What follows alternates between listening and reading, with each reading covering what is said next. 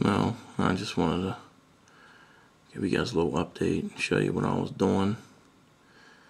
I got some scenery worked on here. Yeah, never mind the Sioux smoke unit is going to go in this stack.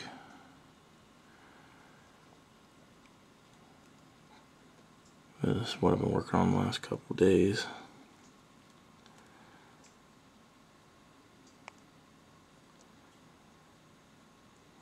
And I don't know if you can see real well.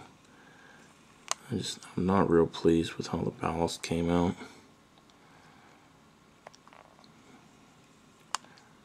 And you can see like some of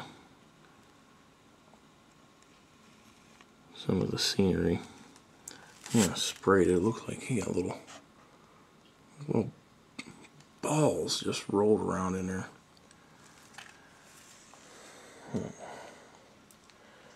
Now I've gotten about halfway across the layout on this 4x8 section here. I'll run back.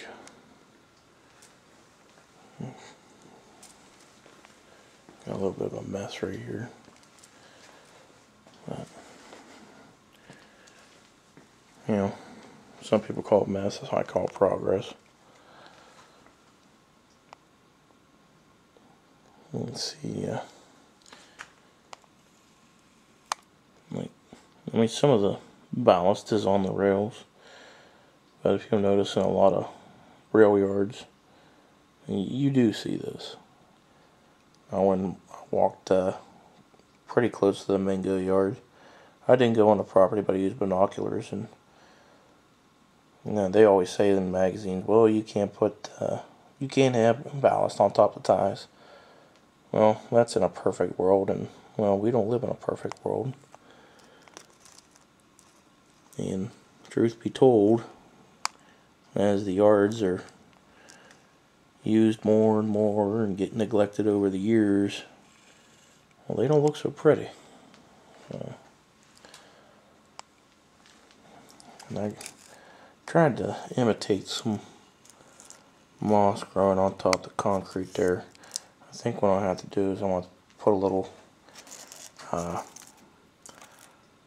weathering on this and get like a rust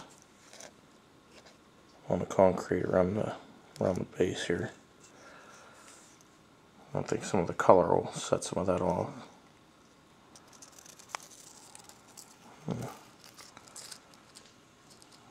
And some of that ballast just don't.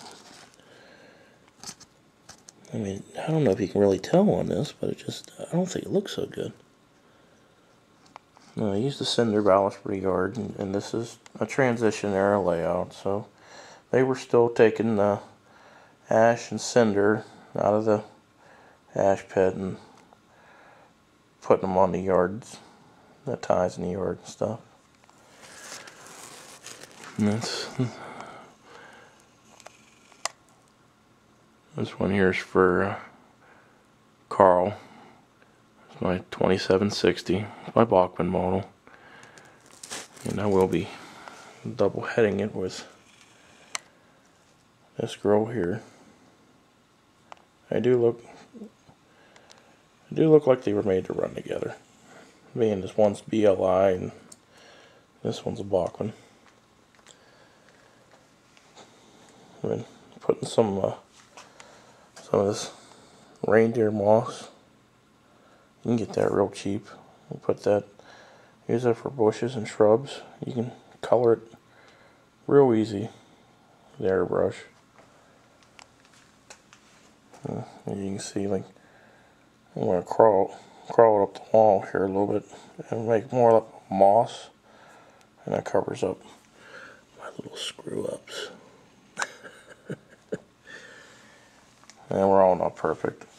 Yeah, it looks good from far away, but it's kind of like Picasso. When you get up close, you can tell it ain't nothing but a big old mess.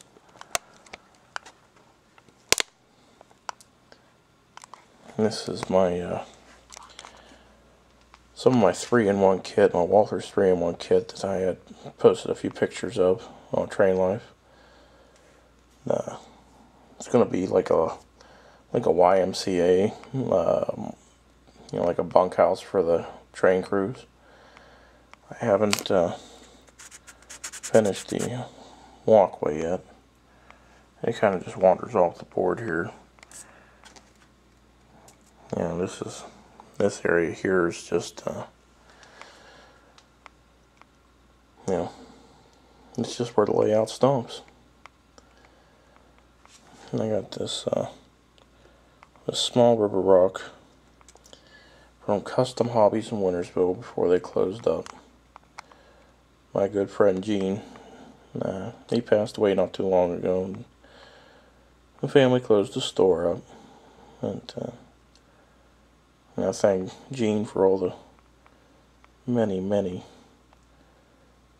deals he gave me over the years. I've shopped at his store from the time I was 4 years old until about 3 years ago. But all good things come to an end.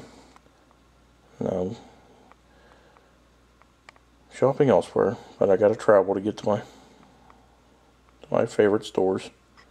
Can't just be 5 minutes down the road. I got taking a 45-minute trip to get there.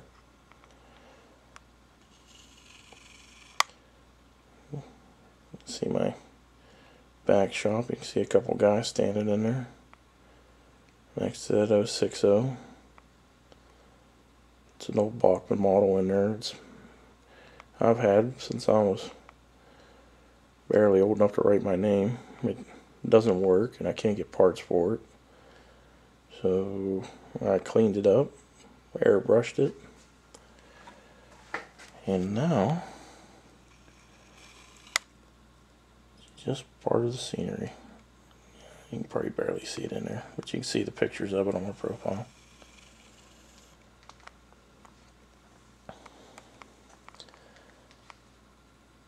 It's coming along. We'll see if I have time tomorrow. I'm going to work my way straight across because I have some buildings to put down here. Mark him out. I want to finish my sand house, my drying house, and put my sanding towers in before I go any further down that way with the scenery. But I got plenty of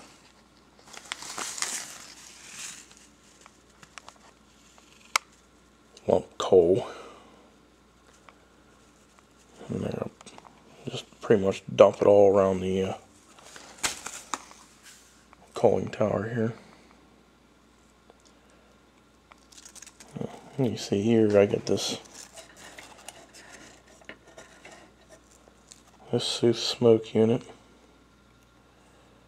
and I'm going to mount it. I'm going to make something to mount that up in here so I can drop my smoke in it. And I've drilled a hole there, run my wires down through, and when I get some of this done and I get my fascia boards on, I'll put a control panel here and I'll put a toggle switch on it on a power supply, and that'll make the machine set up smoke. And right now this is what I'm using to test my track. This is an old AHM power pack I've had since I was a kid. Unbelievably, it still works.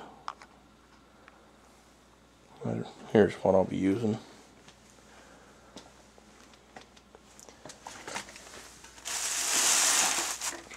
My Digitrack Zephyr DCS 50. Yeah, I know you can only control 10 trains at once, but I have a feeling it's just going to be me and probably my buddy Scott running a lot of trains down here from time to time, and I'm going to have a 2 and 3 track main line all the way around the basement, and eventually come back to here. So I really don't think I'll be running more than any more than 6 at a time. So I think, like Tom McEwen said, you don't need to buy the biggest and the best. You just don't need it. But I do have a feeling I will need a booster. And I'll go over here, right by where them chairs and my computer desk is sitting, where my steel mill is going to end up. Well, that's enough jibber jabber for one night. But there's the progress. Oh, just one more thing.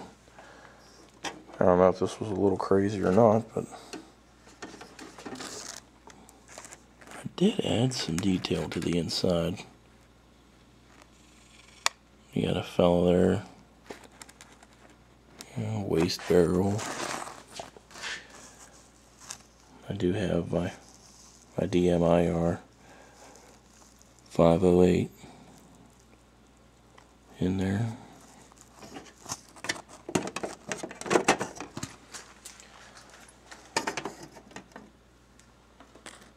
There's my J.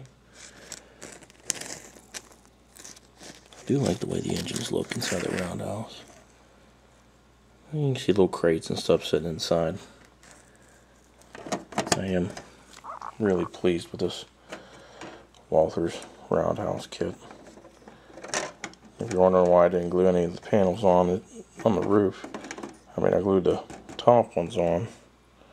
I didn't glue these small ones on here because I did want to be able to pull them off. And there's another little trick I did see on YouTube. A fella was pulling one of his MTH steamers into his Walthers roundhouse, and as it came in up through the jacket, smoke came out the top. And I was like, wow, how do you do that? And it was so simple.